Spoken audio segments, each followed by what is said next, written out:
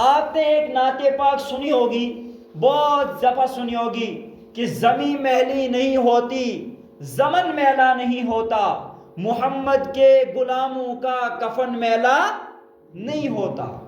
پرسوں آپ دیکھیں گے پونچھ راجوری کے اندر ایک واقعہ پیش آیا، ایک بندے کی لاش کو کوئی 15 یا 20 سال کے بعد پھلٹ آنے کی وجہ سے اس کی قبر ٹوٹ گئی، اور لاش جو قبر سے نکلی وہ کفن بھی اس کو موجود تھا، اس کی جان بھی موجود تھی۔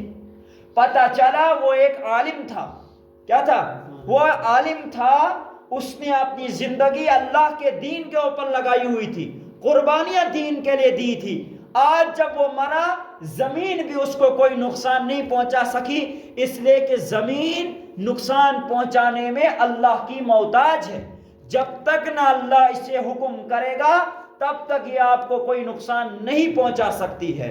آگ آپ کو تب تک کوئی نقصان نہیں پہنچا سکتی، پانی آپ کو تب تک کوئی نقصان نہیں پہنچا سکتا جب تک نہ اللہ سبحانہ و تعالیٰ کا حکم ہو، کیونکہ اللہ کا غیر، اللہ کی ذات کے سوا کچھ نہیں کر سکتا، یہ محتاج ہے۔